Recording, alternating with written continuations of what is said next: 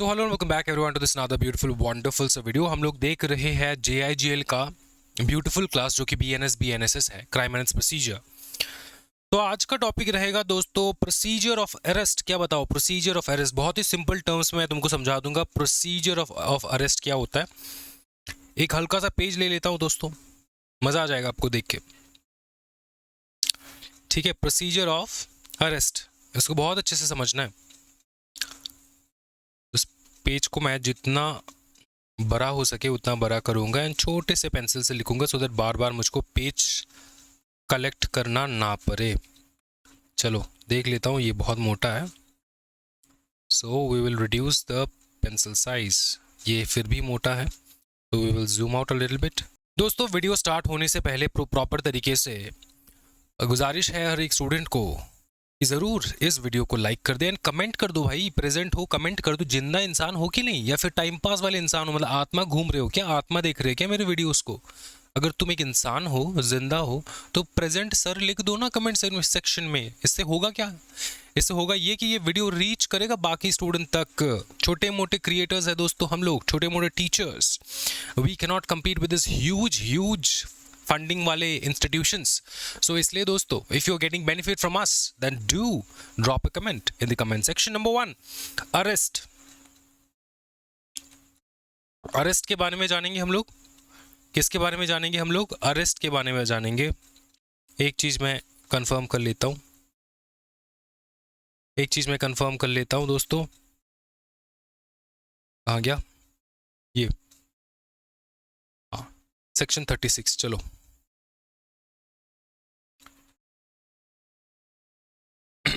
हम लोग देख रहे अरेस्ट, जिसको हम लोग कहेंगे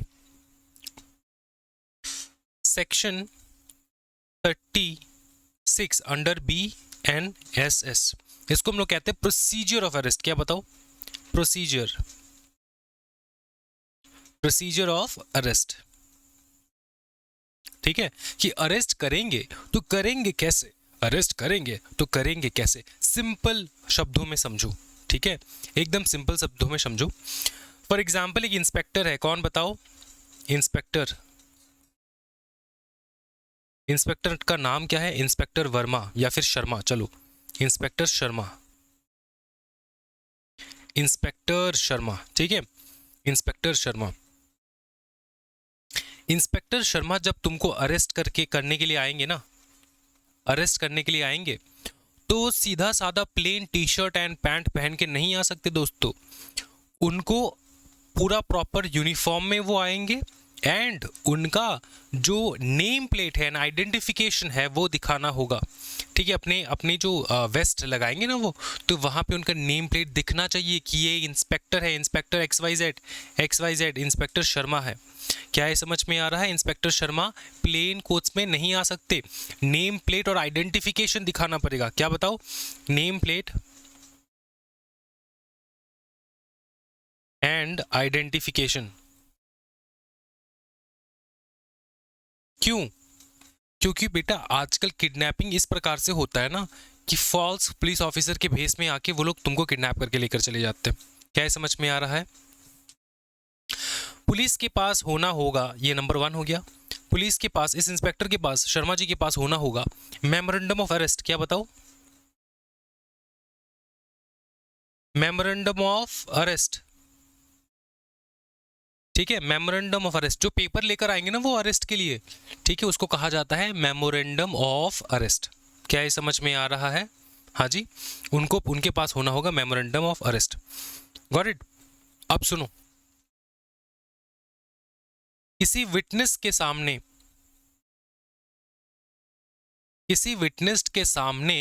वो तुम्हें अरेस्ट करेंगे। ठीक है, विटनेस कौन हो सकता है? विटनेस कोई भी हो सकता है, तुम्हारा रिलेटिव, जैसे कि तुम्हारा भाई, मम्मी, पापा, कोई भी हो सकते हैं। या फिर अगर रिलेटिव सामने नहीं है, अगर कॉलोनी में हो तो कॉलोनी के सबसे रिस्पेक्टेड कोई अंकल जो तुम्हें पहचानता हो, वो हो सकते हैं। ठीक है, जो भी विटनेस रहेंगे ना उनका साइन होना होगा। कहाँ पे साइन करेंगे? वही मेमोरेंडम ऑफ अरेस्ट में साइन करेंगे कि उन्होंने देखा है तुम्हें पुलिस द्वारा लेकर जा रहे हैं। ठीक है, एंड यहाँ पे विटनेस साइन करेगा, और जिसको अरेस्ट किया, फॉर एग्जाम्पल राहुल को अरेस्ट किया तुमने, किसको अरेस्ट किया? राहुल, तो अरेस्टेड पर्सन का भी साइन होगा, अरेस्टेड पर्सन, ठीक है, अरेस्टेड पर्सन का भी साइन होगा, ठीक है, अरेस्टेड पर्सन का भी साइन होगा, तो राहुल का भी साइन होगा, एंड जिसने देखा है विटनेस उसका भी साइन होगा। क्या ये समझ में आ रहा है? एंड पुलिस पता है तुमको क्या कहेगी? पुलिस कहेगी कि तुम्हारे रिलेटिव या फ्रेंड को अरेस्ट की इंफॉर्मेशन देने का तुम्हारे पास अधिकार है। तो तुम्हारे पास अधिकार किस चीज का है? Right to inform, inform whom? Relative या फिर फ्रेंड्स जो आके तुमको बचाएंगे, ठीक है, समझ में आ रहा है? ओके तो राहुल यहाँ पे अपने फ्रेंड्स को बोल सकते हैं, सर को कह सकते, सर मेरा दोस्त है अमन, उसको बोल दो आके मेरे को लेकर जाने के लिए, या फिर उसको बोल दो, पता कर दो कि मैं आया हूँ यहाँ पे, वो कोई वकील करके लेकर आएगा। क्या है समझ में आ रहा है? तो ये जो है पुलिस को मानना पड़ेगा। अगर तुम पुलिस को बोल रहे हो मेरे इस रिलेटिव को या फिर मेरे इस फ्रेंड को इस बात का सूचना दे दीजिए कि मैं अरेस्ट हो चुका हूँ, तो पुलिस मना नहीं कर सकती, पुलिस को इसको एक्सेप्ट करना है, ठीक है। तो ये रहता है प्रोसीजर ऑफ अरेस्ट। क्या ये समझ में आ रहा है? क्या ये तुमको समझ में आ रहा है? ठीक है, अब देखो फिर आता है हमारा, ये कितना सेक्शन हो गया? कौन सा सेक्शन? सेक्शन 36 हो गया ना। 38 देखेंगे अब हम लोग। सेक्शन, सर ये सेक्शन याद करने की आवश्यकता है? कोई आवश्यकता नहीं है दोस्तों। लॉयर नीडिंग, ये नीडिंग वीडिंग छोड़ दो, right to be represented by lawyer of your choice। समझ में आ रहा है? ठीक है, इसका मतलब क्या होता है देखो मैं यहां पे दिखा देता हूं तुमको। Right to meet an advocate, right to meet an advocate, a lawyer, ठीक है। Arrested person can meet an advocate of choice during interrogation. जब तुम्हारा इंटरोगेशन हो रहा हो तब तुम्हारे पास पूरा अधिकार है कि तुम कुछ नहीं बोलोगे जब तक कि ना तुम्हारा लॉयर तुम्हारे सामने आ जाए। तुम वार्तालाप करोगे अपने लॉयर के साथ, उसके बाद ही तुम कुछ बोलोगे। इस प्रकार का अधिकार तुम्हारे पास पूरा का पूरा होता है। क्या है समझ में आ रहा है? नेक्स्ट हम लोग देखेंगे, फटाफट देखेंगे, यहीं से मार्क कर लेंगे। Refusal to give name. अगर पकड़ लो कोई आदमी, फॉर एग्जाम्पल इसको समझो, या तो तुमने रिफ्यूज किया या तो तुम फेक नेम दे रहे हो। या तो तुमने रिफ्यूज किया, पुलिस ने तुमसे पूछा कि तुम्हारा नाम क्या है, तुम नहीं बता रहे हो। या फिर अगर पुलिस ने तुमसे पूछा तुम्हारा नाम क्या है और तुमने बोला मेरा नाम विराट कोहली, पुलिस ने पूछा एड्रेस क्या है, तुमने कहा वानखेड़े स्टेडियम सर। समझ में आ रहा है? तो पुलिस समझ जाएगी कि तुम जो बोल रहे हो वो झूठ है। अगर तुम झूठ बोल रहे हो तो तुम्हारा अरेस्ट हो सकता है। क्या ये समझ में आ रहा है?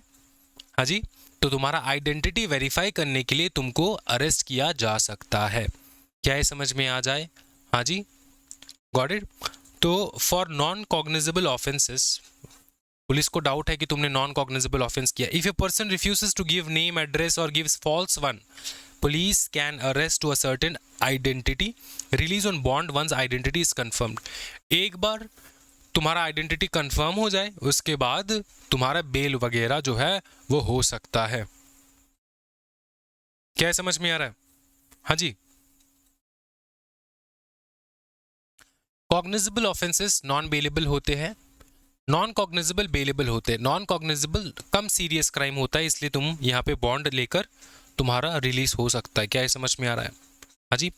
उसके बाद arrest by a private person. याद करो ऐसा कुछ सिचुएशन, मतलब सोचो ऐसा कोई सिचुएशन, ठीक है, मार्केट में तुम गए और वहां पे तुमने देखा कि किसी ने एक इंसान का मर्डर कर दिया, किसी ने एक इंसान का मर्डर कर दिया, सब लोग भाग गए वहां से डर के मारे, ठीक है। लेकिन कॉलोनी का एक रिटायर्ड आर्मी अंकल जो है, उनका नाम है रवि, वो वहां पे खड़े थे और उसने पकड़ लिया उसको, ठीक है, उसने उसको पकड़ लिया। तो वो रवि कौन है? वो तो रिटायर्ड है, ठीक है, रिटायर्ड है, उसका कोई अधिकार नहीं है किसी को पकड़ना, लेकिन क्या लॉ तुमको कहता है कि तुम पकड़ सकते हो किसी भी क्रिमिनल को? आंसर है यस। तो इसको कहा जाता है अरेस्ट बाय ए प्राइवेट पर्सन। प्राइवेट पर्सन द्वारा तुम्हारा अरेस्ट हो सकता है।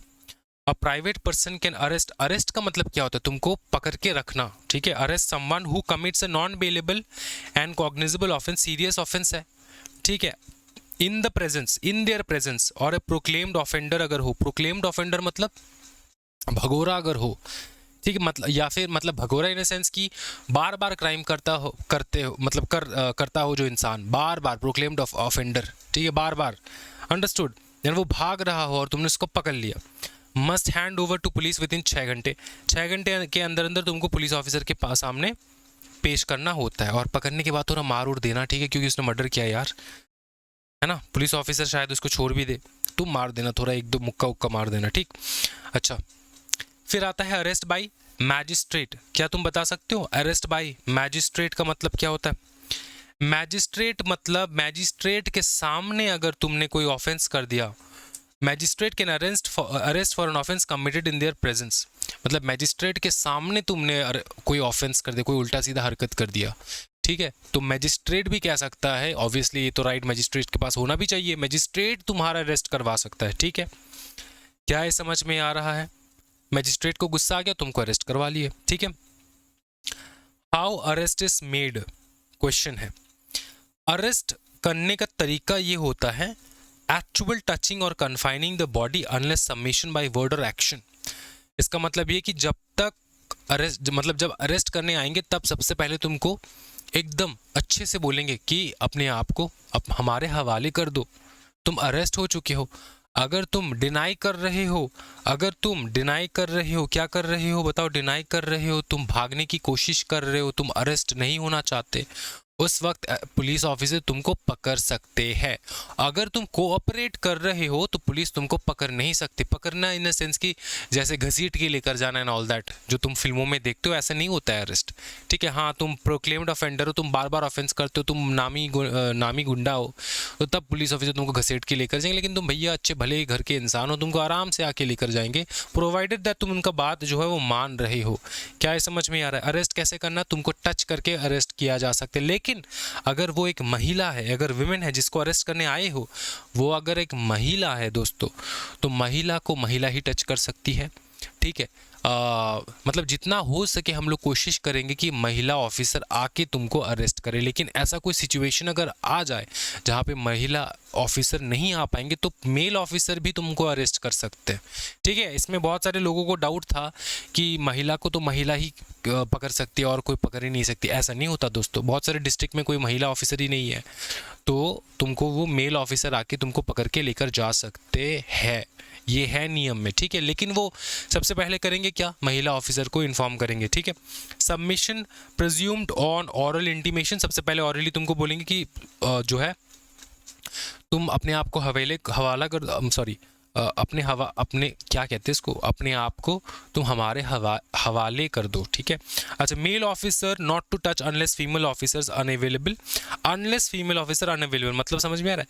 फीमेल ऑफिसर अगर अनअवेलेबल है तो मेल ऑफिसर आके टच करके तुमको बिठा सकता है गाड़ी में। टच करने का मतलब क्या, तो वही मतलब शोल्डर से पकड़ के पीछे में हैंडकफ्स लगा देना। क्या ये समझ में आ रहा है?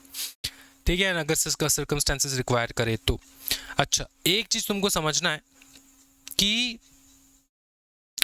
Before sunrise and after sunset किसी भी महिला को तुम अरेस्ट नहीं कर सकते, ठीक है। शाम होने के बाद जब अंधेरा हो जाए, एकदम अंधेरा हो गया, ठीक है, 6 बजे 7 बजे, उसके बाद सुबह होने से पहले 4 बजे से पहले तुम किसी भी महिला को अरेस्ट नहीं कर सकते अनटिल एंड अनलेस तुमको ये है judicial magistrate of the first class जो है उन्होंने अगर परमिशन दे दिया तब ठीक है।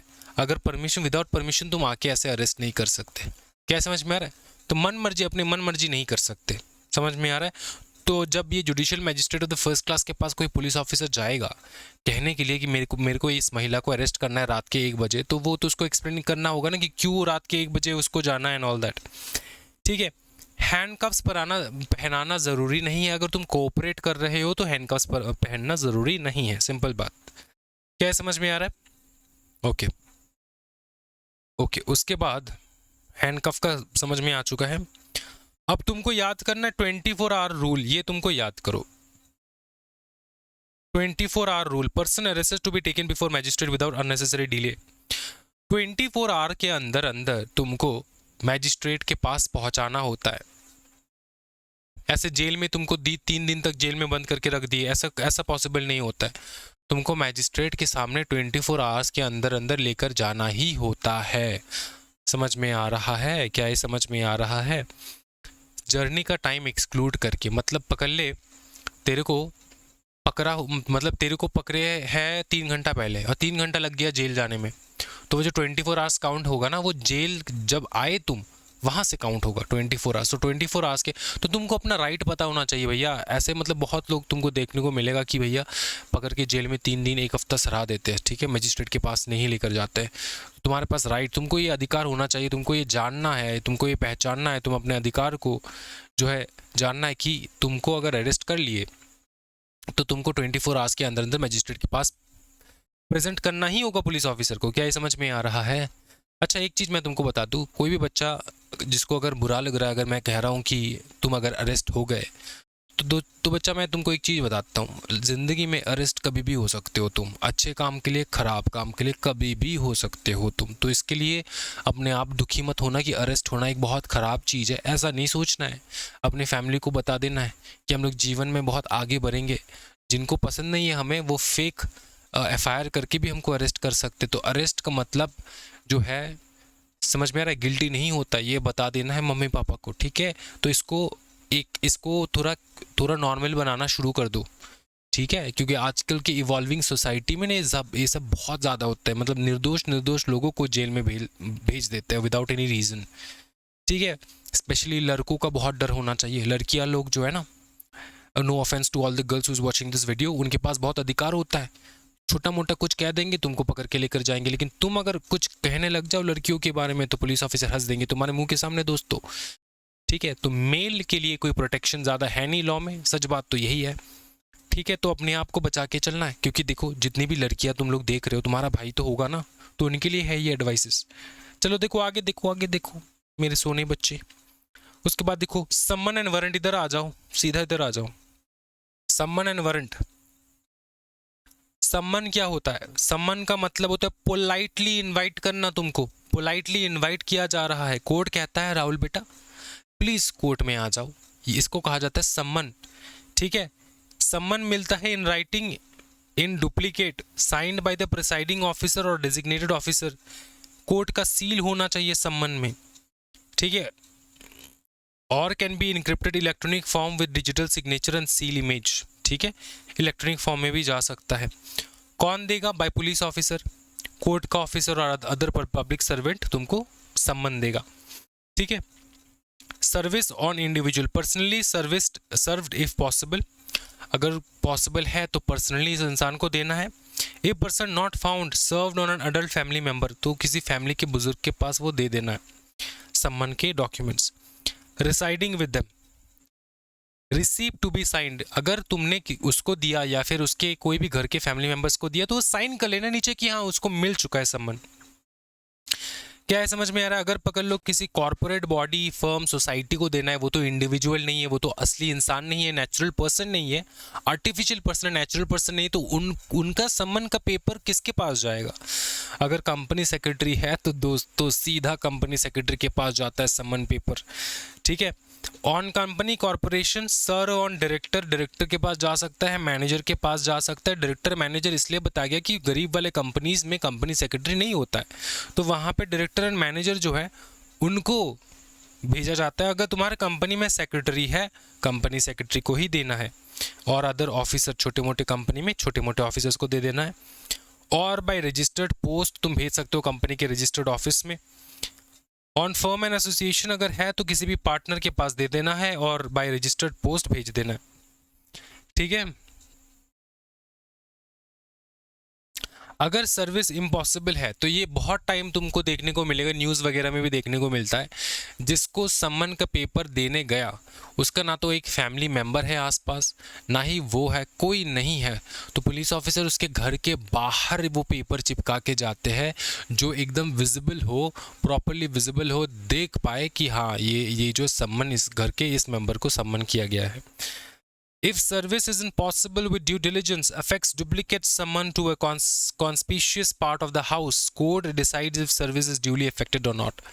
तो तुमको वो चिपका के आ जाना है, उसके बाद कोर्ट डिसाइड करता है कि तुमको सही से सम्मन मिला है नहीं मिला है, जज डिसाइड करेगा, ठीक है। लेकिन पुलिस ऑफिसर को इंस्ट्रक्शंस ऐसे मिलता है कि वो लोग चिपका के आ जाएंगे, ठीक है। गवर्नमेंट सर्वेंट को कैसे तो देना होता है, send duplicate to head office for service, ठीक है, हेड ऑफिस के पास तुमको भेज देना है। ऐसे खुलेआम बेइज्जत नहीं करना है दोस्तों, लेकिन हेड ऑफिस पे भेज देना है। वो जो गवर्नमेंट सर्वेंट है उसके कहीं पे काम करे उसके हेड ऑफिस में दे देना है। Service outside local jurisdiction and duplicate to magistrate of that jurisdiction for service. तो पकड़ लो कलकत्ता के मजिस्ट्रेट जो है दिल्ली के मजिस्ट्रेट के पास देना चाहता है, वहीं का कोई लोकल इंसान को देना चाहता है सम्मन पेपर, तो ये मजिस्ट्रेट उस मजिस्ट्रेट को भेजता है और वो मजिस्ट्रेट सर्व करता है। क्या समझ में आ रहा है? कलकत्ता का मजिस्ट्रेट जो है दिल्ली के मजिस्ट्रेट के पास भेजता है, दिल्ली का मजिस्ट्रेट जो है मेक श्योर करता है कि वो सम्मन जो है प्रॉपरली उसके पास पहुंच जाए। Service on witness can be served additionally simultaneously by electronic communication or registered post. Proof of delivery refusal is valid. देखो, प्रूफ ऑफ डिलीवरी या फिर रेफ्यूजल इज वैलिड, इसका मतलब ये कि अगर तुम देने जाओ और वो रिफ्यूज कर दे लेना, वो लेना ना चाहे, तब भी हम लोग मान के चलेंगे कि सम्मन तुमको मिल चुका है, ठीक है। क्या समझ में आ रहा है? ओके। उसके बाद तो अरेस्ट का जो वारंट पेपर है वो सेम फॉर्मेट में जाता है, जो भी तुमने ऊपर में देखा है वो सेम प्रोसीजर में जाता है, ठीक है। इसको याद रखना, बस सेम वही रहता है अरेस्ट करने के लिए जो वारंट लेकर जाते हैं। चलो, प्रोक्लेमेशन एंड अटैचमेंट, इसका मतलब इफ वारंट फेल हो जाए, पकड़ लो वारंट निकला है तुम्हारे नाम पे, क्या बताओ, वारंट निकला है तुम्हारे नाम पे, ठीक है, वारंट निकला है तुम्हारे नाम पे और तुम बन चुके हो एब्सकॉन्डेड, तुम एब्सकॉन्डेड बन चुके हो। एब्सकॉन्डेड का मतलब होता है जो अवॉइड कर रहा है अरेस्ट होने से, ठीक है, तुम भगोरा बन चुके हो, तुम भाग रहे हो, तुम अरेस्ट नहीं होना चाहते, तो इसको कहा जाता है एब्सकॉन्डिंग, भाग जाना, ठीक है। तो कोर्ट वारंट इशू करता है अगर तुम गायब हो गए, फोन स्विच ऑफ कर लिए, इंस्टाग्राम डीएक्टिवेट कर लिए, टेलीग्राम तो खैर बंद हो चुका है, ठीक है, तो कोर्ट बोलता है अब देख बेटा तुमको नहीं छोड़ने वाले हम। वो क्या करेगा, वो प्रोक्लेमेशन करेगा ना अटैचमेंट करेगा। प्रोक्लेमेशन अटैचमेंट का मतलब बता दो सर। प्रोक्लेमेशन अटैचमेंट का मतलब होता है कि कोर्ट प्रोक्लेमेशन सबसे पहले इशू करेगा न्यूज़पेपर में, राहुल को मिनिमम 30 डेज टाइम दिया जाएगा, ठीक है, कि तुम अपने आप सामने आ जाओ। अगर नहीं आए तो नेक्स्ट प्रोसीजर है प्रॉपर्टी का अटैचमेंट। क्या बताओ, नेक्स्ट प्रोसीजर जो है प्रॉपर्टी का अटैचमेंट, तुम्हारा जो भी प्रॉपर्टी होगा, अगर तुम फिर भी नहीं आए, प्रोक्लेमेशन के बाद फिर भी तुम नहीं आए, न्यूज़पेपर में तुम्हारा फोटो छप गया लेकिन फिर भी तुम नहीं आए सामने, तो राहुल अगर फिर भी नहीं आया, राहुल कौन, जिसका नाम हम लोगों ने न्यूज़पेपर में छापा है दोस्तों, तो कोर्ट क्या करेगा दोस्तों, कोर्ट करेगा ये कि वो अटैच कर देगा उसका प्रॉपर्टी, ठीक है, अटैच करने के बाद सेल कर देगा, अटैच करने के बाद प्रॉपर्टी सेल कर देगा। क्या ये समझ में आ रहा है? हाँ जी। तो प्रॉपर्टी सेल करना पनिशमेंट मिलना नहीं होता, इस बात को तुमको याद रखना है कि तुम भाग चुके हो इसलिए तुम्हारा प्रॉपर्टी को अटैच करके हम लोग सेल कर रहे हैं, ये पनिशमेंट नहीं है। पनिशमेंट तो तुमको आने के बाद मिलेगा, जो तुमको जेल में सराया जाएगा, ठीक है, तो पनिशमेंट ये नहीं है, ये है अपीयरेंस, तुमको कंपेल करना अपीयरेंस के लिए, सो दैट तुम सामने आ पाओ। क्या है समझ में आ रहा है? वही सेम चीज लिखा है जो मैंने तुमको बताया है, रीड कर लेना है। क्या है समझ में आ रहा है? उसके बाद हम लोग देखेंगे सर्च वारंट। इधर आ जाओ, सर्च वारंट देखो, कोर्ट सर्च वारंट इशू करेगा, ठीक है, समझ में आ रहा है? कब करता है सर्च वारंट? अगर पुलिस को लगे कि तुम्हारे पास, पुलिस को अगर लगे कि तुम्हारे पास, देखो अच्छे से,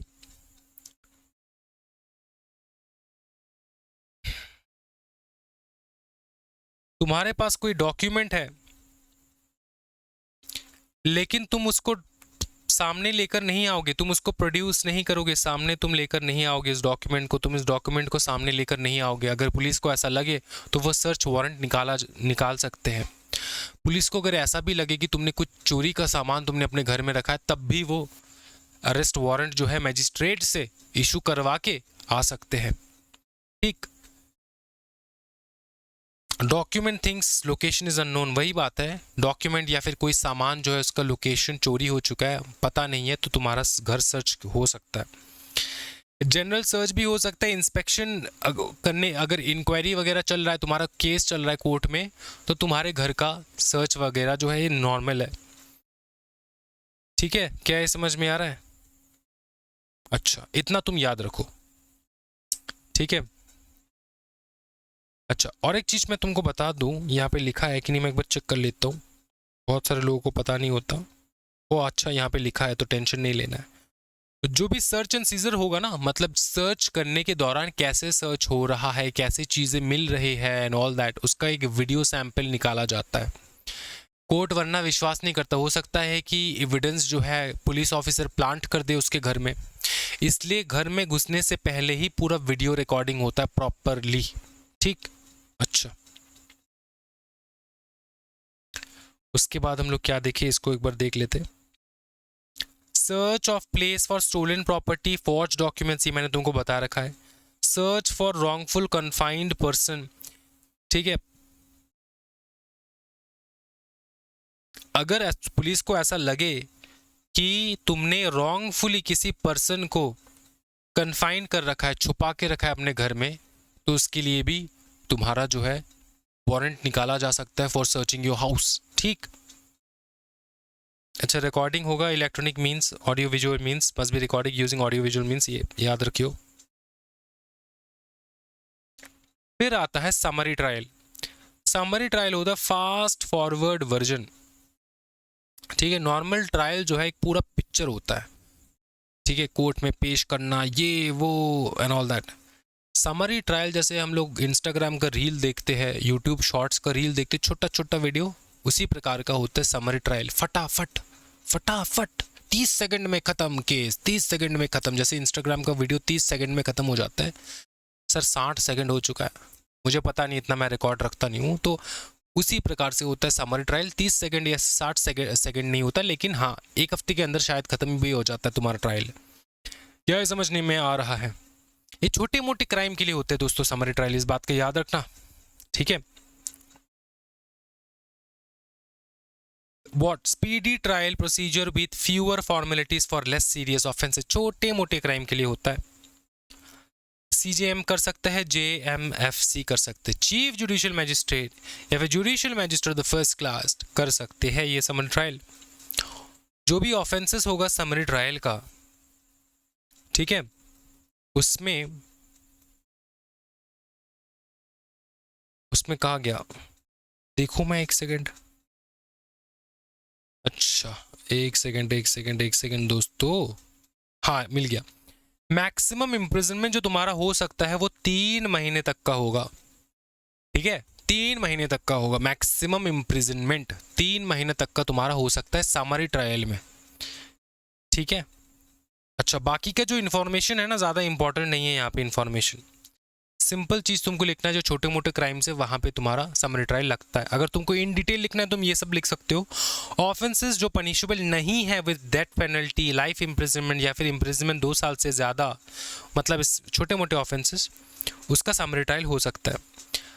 अगर थेफ्ट का केस हो तो वो वाला थेफ्ट जिसका वैल्यू 20,000 से कम हो, उसका समरी ट्रायल हो सकता है। रिटेनिंग स्टोलन प्रॉपर्टी अगर हो जिसका वैल्यू 20,000 से कम हो तो समरी ट्रायल हो सकता है। Assisting concealment of stolen property, मतलब असिस्ट करना, कंसील करने के लिए, तुम हेल्प कर रहे हो चोर को चोरी का माल छुपाने के लिए, और उस माल का अगर वैल्यू 20,000 या फिर उससे कम है तो समरी ट्रायल हो सकता है तुम्हारे ऊपर फटाफट। बाकी ऑफेंसेस अंडर ये सारे sections, okay. Insult to provoke breach of peace, किसी का मेंटल पीस जो है ब्रेक करना, इंसल्ट कर देना। क्रिमिनल इंटिमिडेशन, अबेटमेंट और attempt of all the above. Abetment और अटेम्प्ट मतलब तुमने कोशिश किया, तुमने उकसाया है किसी को। अबेटमेंट मतलब उकसाना, तुमने किसी को उकसाया है किसी दूसरे को इंसल्ट करने के लिए दोस्तों। तो ये सारा उल्टा सीधा चीज ना किया करो, इन सब चीजों में समरी ट्रायल हो सकता है। कैटल ट्रेसपास हो रहा हो, किसी का गाय भैंस जो है वो आ चुका है तुम्हारे घर पे, तुम्हारा पूरा फ्लावर पॉट के फ्लावर्स खा लिए, तो इस छोटे मोटे ऑफेंसेस में तुम्हारा हो सकता है समरी ट्रायल।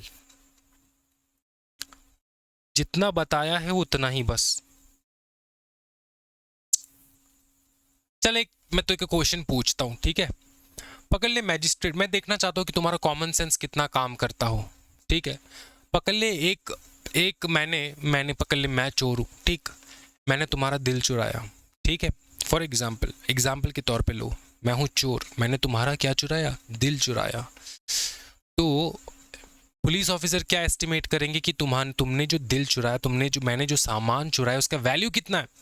तो वैल्यू निकला ओनली 10,000 रुपीज। वैल्यू निकला ओनली 10,000 रुपीज। क्या मेरा समरी ट्रायल हो सकता है? आंसर है यस, समरी ट्रायल हो सकता है, ठीक है। अब नेक्स्ट क्वेश्चन, मैंने जो तुम्हारा दिल चुराया है उसका वैल्यू निकला 10,000 रुपए, लेकिन मैजिस्ट्रेट कहता है कि तुमने जो दिल चुराया है बहुत गंदा अपराध है, बहुत ज्यादा एक्सट्रीम काम है, तुमने ये जो किया है ना ऑफेंस, बहुत ब्रूटल ऑफेंस है, तुमने जो किसी का दिल चुराया। तो क्या, लेकिन मैंने मैजिस्ट्रेट को कहा, मैजिस्ट्रेट 10,000 का ही तो है, तो मेरा समरी ट्रायल में ढाल दो।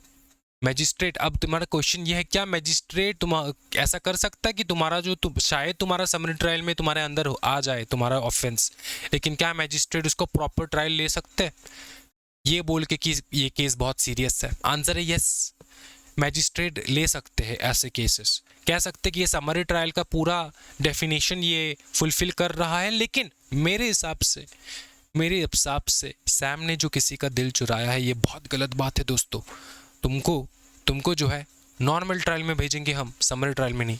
तो ये समझ में अगर आ रहा है ना, तो तुमको बाकी का ये छोटा मोटा लाइन समझ में आ जाएगा। इसको ऐसे टाइम पास घर में पढ़ के बैठ के पढ़ना है, जो मैंने मार्क करवाया उसको याद रखना है, दिमाग में घुसा लेना है, लेकिन बाकी एक बार रीड कर लेना बस।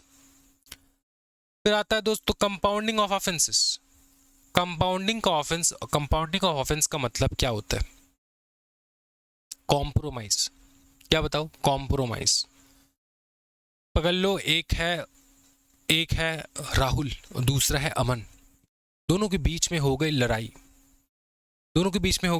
लड़ाई, तो एक दूसरे को थोड़ा मारा पीटा, थोड़ा इधर उधर हुआ, ठीक है। बाद में दोनों चाय के टपरी में बैठ के चाय पीते पीते क्या कर लिए? कॉम्प्रो कर लिए। इसी को बीएनएसएस में हम लोग कहते हैं कंपाउंडिंग। इसी को हम लोग बीएनएसएस में कहते हैं कंपाउंडिंग। कंपाउंडिंग का मतलब होता है सेटलमेंट का, गया ये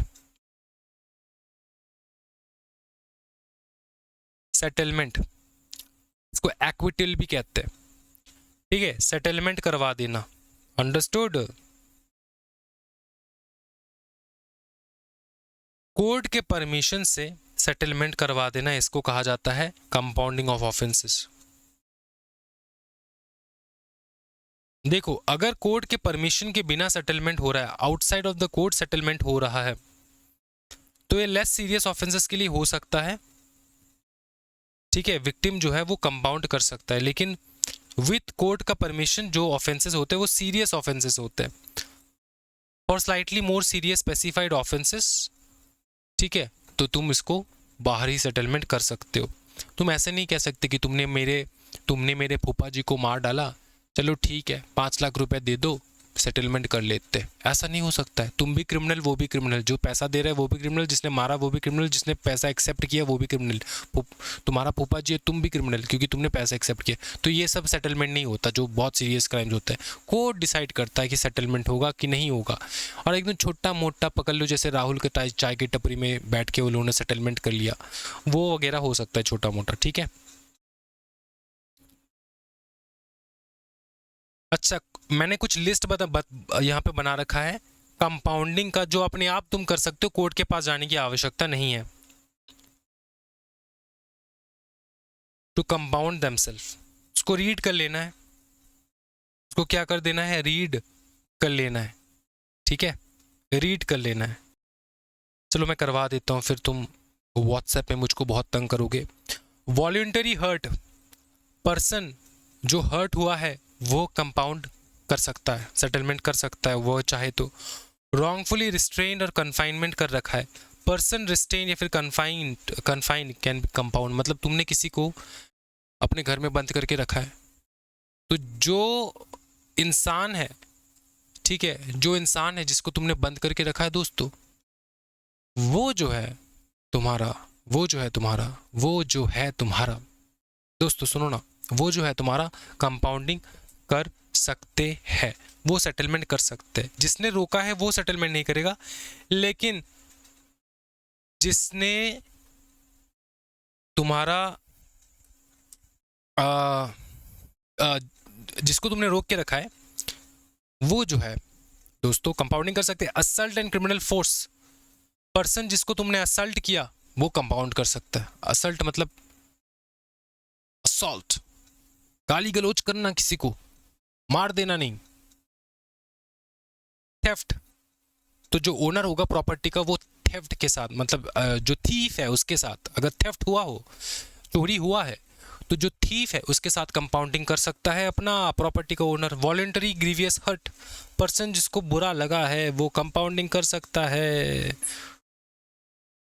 ग्रीवियस हर्ट मतलब बहुत डेंजर वाला हर्ट हुआ है। Criminal breach of trust, owner of property compound कर सकता है, यहाँ पे कोर्ट का परमिशन चाहिए होता है, ऊपर वाला पे भी कोर्ट का परमिशन चाहिए होता है।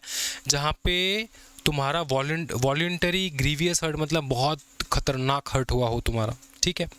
अब नेक्स्ट जाएंगे बेल के ऊपर दोस्तों। बेल, बेल दोस्तों, बेल मतलब, बेल का मतलब क्या होता है? बेल में बहुत प्रकार के बेल होते हैं। बेल का मतलब पहले समझो। Person accused of a bailable offense has a right to be released on bail if arrested, denied without warrant, upon providing bail bond with or without sureties। इसका मतलब समझो। देखो, यहाँ पे श्योरिटीज का मतलब होता है तुम्हारा वकील। तुम्हारा वकील होता क्या है, बेल करने के लिए तुमको बॉन्ड पे करना होता है, पैसा, बेल बॉन्ड कहते हैं हम लोग इसको, ठीक है। बॉन्ड के साथ साथ चाहिए होता है श्योरिटी। क्या बताओ? श्योरिटी, ठीक।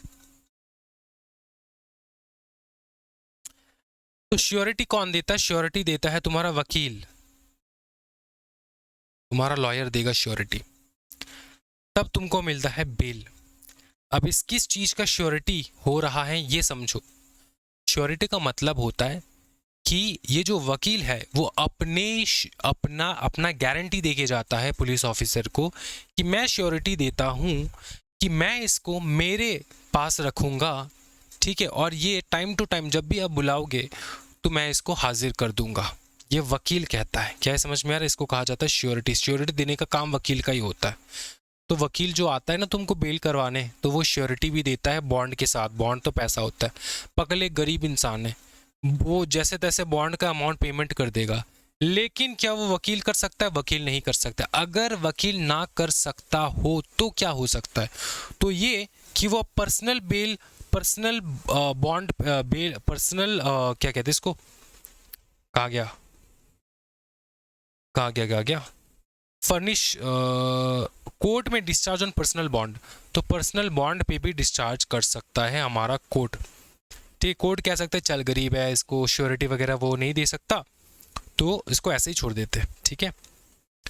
नॉन बेलेबल ऑफेंस तो वो वाले ऑफेंसेस होते हैं जो बहुत ज़्यादा एक्सट्रीम होते हैं, जहाँ पे बेल नहीं मिलता।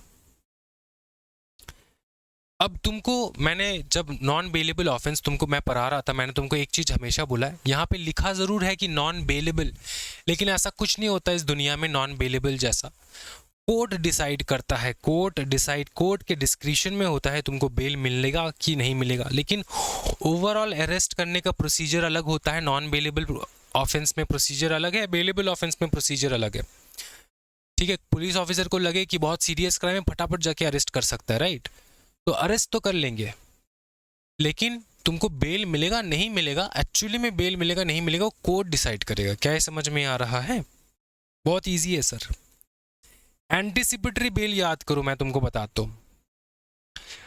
एक इंसान है राहुल, वो रात को सोया, सपने में उसको वो उसने देखा, उसने जो चोरी किया है एक ब्रेसलेट, उसने चोरी किया है एक ब्रेसलेट, ठीक है, उसने चोरी किया है एक ब्रेसलेट किसी इंसान से। तो वही इंसान उसके सपने में आके कह रहा है कि बेटा तुमको तो मैं अरेस्ट करवाऊंगा, तुमको मैं चिक्की पीसिंग एंड पीसिंग करवाऊंगा। तो ऐसा खराब सपना आया राहुल को। राहुल फटाफट गया पुलिस के पास और बोला कि सर, मजिस्ट्रेट के पास गया, एक्चुअली कोर्ट के पास गया, पुलिस के पास नहीं, कोर्ट के पास गया। सेशन कोर्ट जाके वो फटाफट बोला कि मेरे को एंटीसिपेटरी बिल दे दो, मेरे को ऐसा लगता है कि मैं अरेस्ट हो सकता हूँ, अरेस्ट हो सकता हूँ। ठीक है, मेरे को ऐसा लगता है कि पुलिस आके मुझको अरेस्ट करके लेकर जा सकते हैं, तो मेरे लिए एंटीसिपेटरी बेल दे दो। एंटीसिपेटरी बेल वो बेल होता है जो अरेस्ट करने से पहले ही तुमको मिल जाता है। ठीक है, तो पुलिस आएंगे तुमको अरेस्ट करने, तुम एंटीसिपेटरी बेल उसके मुंह पे मार देना, फिर वो चले जाएंगे, हो गया खत्म। ठीक है, इसको रीड करना दोस्तों।